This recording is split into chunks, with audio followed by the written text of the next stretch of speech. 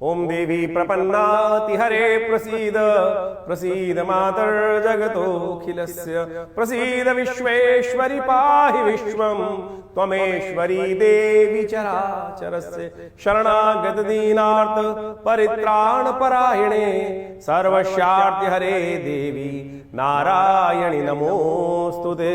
कन्या राशि वालों के लिए 25 तारीख का दिवस बहुत महत्वपूर्ण रहने वाला है, क्योंकि आपकी राशि में कर्म भाव में बहुत बढ़िया युति ग्रहों की होने वाली है, जो आपके वारे न्यारे करने की तरफ इशारा करती दिखाई दे रही है। सूर्य उदय के साथ ही चंद्रमा का बृहस्पति के साथ जिस प्रकार का युति बनेगी, और साथ में आपकी राशि के दृष्टिकोण से समझें शुक्र भी परिवर्तन की तरफ जा रहे हैं, और ये शुक्र का परिवर्तन आपकी राशि के दृष्टिकोण से आपकी बहुत सारी समस्याओं को ठीक करने की तरफ उद्धृत होता दिखाई दे रहा है।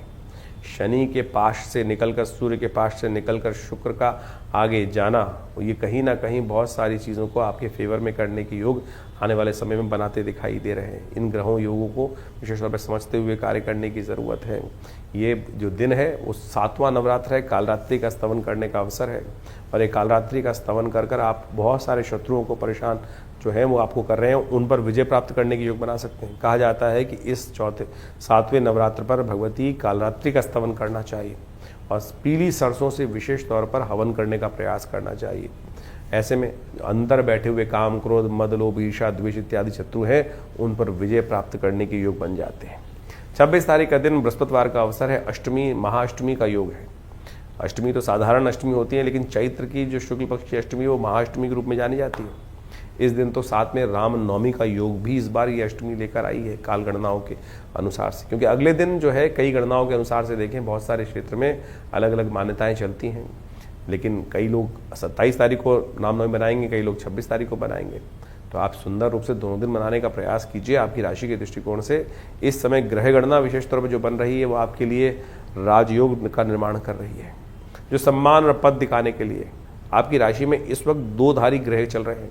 एक कह रहा है कि उदारता दिखाओगे तो नुकसान कराऊंगा, और एक आपकी मेहनत के अनुसार से आपको लाभ देने को तैयार बैठा हुआ है। तो ये चिंता ना करें, आपके जो विशेष तौर पे हिस्से को कहीं ना कहीं से आपको लाभ होने के योग बनते दिखाई दे रहे हैं। इस दिन मंगल का उदय होना आपकी राशि के दृष्टिकोण से बहुत महत्वपूर्ण रहने वाला है, और ये मंगल का उदय होते ही आपकी राशि के समझ लीजिए वो कहीं ना कहीं आपको हिम्मत का एक नया रास्ता प्राप्त होगा। और अब आने वाले समय में कम से कम 2-3 दिन बाद जब मंगल शनि के साथ युति कर जाएंगे, तब आपको इससे सावधानी बरतनी पड़ेगी। तो हो सके तो लगातार आपकी राशि के दृष्टिकोण से इस दिन कन्या पूजन आप करने का प्रयास कीजिए, जिससे आने वाले समय में शनि का जो दुष्प्रभाव शनि मंगल के साथ बनने वाला है उससे आपके लिए रक्षा हो पाए। 27 तारीख शुक्रवार का अवसर, नौमी तिथि विद्यमान है, और ग्रह परिवर्तन की तरफ जा रहे हैं। लाभ वाले भाव में चंद्रमा पदार्पण करते दिखाई दे रहे हैं, जो आपके लिए मेहनत का फल देने के योग बनाते दिखाई दे रहे हैं। इस दिन महानवमी है, साथ साथ रामचरितमानस का भी उसी सुंदर योग में आज के दिन प्राकट्य आरंभ हुआ था। तुलसी बाबा ने इसी शुभ योग से ये समस्त कार्य आरंभ किए थे। कहा जाता है 500 साल पहले वही योग बना था, वही ग्रह नक्षत्रों का योग था जो भगवान राम की जन्मपत्री में बना हुआ था। तो इस समय में ग्रह नक्षत्रों के दृष्टिकोण से ये समय बड़ा ही कल्याणकारी योग बनेगा। आपकी राशि के दृष्टिकोण से इस वक्त कल्याणी ढैया चल रही है, और इस रामनवमी पर यदि आप श्रद्धा भाव से भगवान का सुंदर स्तवन कर लें तो आने वाले पूरे के पूरे जो 2 साल का समय शनि के दुष्प्रभाव का आपको पड़ने वाला है, उससे आपकी रक्षा करने का योग आप अवश्य बना सकते हैं। 27 तारीख को महानवमी का सुंदर पर्व है। जैसा हमने कहा, विवेकानंद योगाश्रम में नवमी के माँ भगवती का सुंदर शिव विग्रह विराजमान है, जो 1947 में मुल्तान से 500 साल पुरानी प्रतिमा भगवती की हमारे आश्रम पे पदार्पण करी। पत्थर चल के स्वयं आते हैं। सोचिए, माँ भगवती का स्वयं पदार्पण कहाँ मुल्तान से किस प्रकार की स्थिति से निकाल कर लाई गई मूर्ति भगवती की, सिद्ध मूर्ति भगवती की, और वहाँ आज ये विवेकानंद योगाश्रम में प्रतिष्ठित है दिल्ली में, और उनके अलौकिक दर्शन करने का सुंदर योग है। कहा जाता है महानवमी के दिन जो इनका दर्शन करते हैं, इनके समक्ष बैठ के यज्ञ करते हैं, उनके जीवन में समस्त विघ्नों को दूर करने का आशीर्वाद माँ भगवती से स्वयं मिल जाता है। तो आइए इस महानवमी के अवसर पर आप स्वयं यज्ञ में सम्मिलित हों। शाम को 5 बजे से यज्ञ पूजन आरंभ होगा, भंडारा रहेगा विशाल, और माँ भगवती की कृपा से समस्त अनिष्टों को दूर करने का योग अद्भुत रूप से बन जाता है। ये दिव्य भगवती का श्री विग्रह जो विवेकानंद योगाश्रम में विराजमान है, यहाँ पर नित्य करीब 8 घंटे का यज्ञ चलता है, और संपूर्ण दुर्गा सप्तशती में सहस्त्र चंडी का कार्यक्रम भी लगा रहता है। इस बार करीब 1000 पाठ, जी हाँ, करीब 1000 से ज़्यादा पाठ यहाँ किए गए यज्ञ के यज्ञात्मक तौर पर, और उसका अद्भुत प्रभाव है। कम से कम पूर्णाहुति पर आप सब यदि उसी यज्ञ में आकर आहुति देंगे तो उस यज्ञ के महान पुण्य के आप विशेष तौर पर सहायक बन पाएंगे, उसी का पुण्य आपको प्राप्त करने के योग बन जाते हैं। वैसे तो शास्त्र कहता है अनाहुतु अध्वर ब्रजेत, यज्ञ में तो बिना बुलाए भी जाना चाहिए। हम तो आपको सादर आमंत्रित कर रहे हैं माँ भगवती के इस सुंदर कार्यक्रम में, जिसमें माँ भगवती का सुंदर दर्शन भी आपको मिलेगा और यज्ञ में सम्मिलित होने का अवसर मिल रहा है। दुर्गा सप्तशती के संपूर्ण 700 मंत्रों का यज्ञ पूर्ण रूप से जो पूर्ण नवरात्र चला है, उसमें कम से कम पूर्णाहुति के दिन पर आप सब परिवार अवश्य बैठने का प्रयास कीजिए। माँ भगवती का एक बार हल्का सानिध्य लेने का प्रयास तो कीजिए और देखिएगा माँ भगवती की कृपा से अपने आप ऐसी ऐसी घटनाएं हमने आश्रम में देखी हैं जो अद्भुत रूप से कही जाती हैं। आप मान के चले माँ भगवती की कृपा से कैसे कैसे कष्ट लोगों के जीवन में दूर हुए हैं। आप सब उनके अनुभव भी यहाँ साझा कर सकते हैं, आके देख सकते हैं। उनके दर्शन स्वयं ही सब कुछ कहते हैं। आपको कहने की आवश्यकता, किसी को जब बहुत ज़्यादा कहने की आवश्यकता नहीं पड़ेगी, लेकिन माँ भगवती का प्रताप गाने का योग है। माँ भगवती का प्रताप जितना गाएंगे ना, उतना आशीर्वाद उनका सुंदर रूप से मिलेगा, विश्वास जागेगा, और जहाँ विश्वास अडिग हो जाता है भगवती कृपा होने में देर नहीं लगती। तो आइए इस नवरात्र के महानवमी के अवसर पर 27 तारीख को वहाँ दिव्य यज्ञ में, दुर्गा सप्तशती के दिव्य यज्ञ में, जो शाम को 5 बजे से पूजन के साथ आरंभ होगा, उसके बाद दुर्गा सप्तशती का यज्ञ होगा, फिर विशाल भंडारे का सुंदर आयोजन रहेगा, कन्या पूजन की व्यवस्था रहेगी और साथ साथ संपूर्ण रूप से लोग आके प्रसाद भंडारे इत्यादि में अपने सम्मिलित हों। माँ भगवती की कृपा से अनेक कष्टों का दूर करने का योग भी आपकी राशि में बने ईश्वरी कृपा से। और इस दिन सुंदर योग एक और भी है, ये नवमी है, महानवमी है, और चैत्र की नवमी के दिन रामचरितमानस की जयंती भी मानी जाती है। तुलसी बाबा ने इसी योग में आज से 500 साल पहले जब रामचरितमानस लिखनी जयंती मानी आरंभ करी, तो वही योग था, वही बिल्कुल ग्रह थे जैसे भगवान राम की जन्मपत्री में थे। जी हाँ, जैसे भगवान राम की जन्मपत्री में योग बने हुए, कहा जाता है उस दिन रामचरितमानस जब जयंती के रूप में बनी तो वही ग्रहों का योग था। तो ये बड़ा सुंदर योग है, इसलिए बड़े हर्षोल्लास से लोग ध्यान नहीं कर पाते। जो तुलसी बाबा ने घर घर में रामचरितमानस पहुंचाई, तो वो इसी सुंदर योग से आरंभ होकर आज घर घर में उस रामचरितमानस का पाठ किया जाता है, राम को अपने जीवन में उतारने का प्रयास किया जाता है। ये तारक मंत्र जो है, केवल राम नाम जो है वो तारक मंत्र है, और इस संसार में इससे बड़ा कोई मंत्र नहीं हो सकता। जिस मंत्र को स्वयं शंभु जपते हैं, जिस मंत्र को स्वयं जो नारद इत्यादि हैं वही स्मरण करते हैं, संपूर्ण रूप से कल्याण करने वाला मंत्र है। तो इसको नित्यपति अहर्निश आप जपने का प्रयास करें, आपकी समस्त कष्ट दूर होंगे। माँ भगवती की कृपा से, भगवान की कृपा से आपके समस्त अनिष्टों को दूर करने का योग अद्भुत रूप से बन जाएगा। राम नाम अद्भुत रूप से इस संसार में, इस कलयुग में यही नाम कल्याण करने वाला है, यही नाम तारने वाला है, और समस्त ग्रहों के अनिष्ट को भी यही नाम दूर करने वाला है। नव संवत आरंभ हो चुका है। भारतीय नव संवत जो चैत्र की प्रतिपदा से आरंभ होता है, और भारतीय ज्योतिष गणना के अनुसार से समय को पहचान कर समय के अनुसार से किस प्रकार का प्रभाव उत्पन्न करने वाला है समय, ये वास्तविक तौर पर हर व्यक्ति को जान लेना चाहिए। इस बार रुद्र नाम का संवत आरंभ हुआ है, और साथ साथ जो आरंभ भी हो रहा हुआ है वो विशेष तौर पर क्षय तिथि पर आरंभ हुआ है। क्षय तिथि यानी अमावस्या जो है वो केवल कुछ ही देर के लिए विद्यमान रहेगी उदय तिथि के बाद। उसके बाद अगले दिन के सूर्योदय से पहले अधिकतर समय में वो जो प्रतिपदा है वो क्षय हो जाएगी। तो ऐसे में क्षय तिथि बृहस्पतिवार के दिन जो नव संवत आरंभ हो रहा है, जिसके कारण से बृहस्पति राजा हो गए, तो कहा जाता है कि ज्योतिषी गणनाओं के अनुसार से रुद्र नाम का संवत प्रलयंकारी माना जाता है। और ऐसे में साथ में बृहस्पति जिस वर्ष के राजा हो जाते हैं, तो ऐसे में कहा जाता है कि प्रजा के लिए थोड़े कष्ट के योग बन जाते हैं।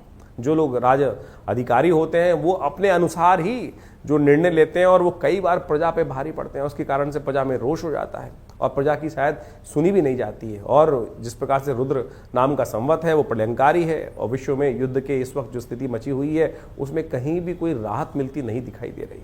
इसके साथ साथ इस समय में मंगल का उदय होना, और साथ साथ अभी आने वाले कुछ समय में शनि का भी उदय हो जाना, ये एक, और साथ साथ शनि और मंगल का एक राशि पर चलना, उसके बाद कई प्रकार के विचित्र प्रकार के योग बनना।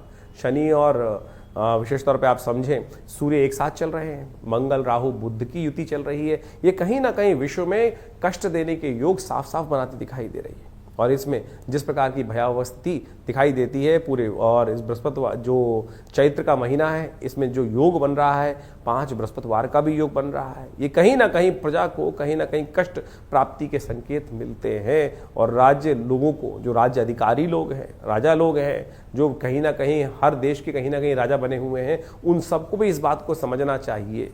आजकल अहंकार हर व्यक्ति के ऊपर इस प्रकार से आच्छादित हो गया है, वो केवल अपनी अपनी सोच रहे हैं, अपने अहंकार की पूर्ति करने की तरफ चले जा रहे हैं। ये समय का प्रभाव है।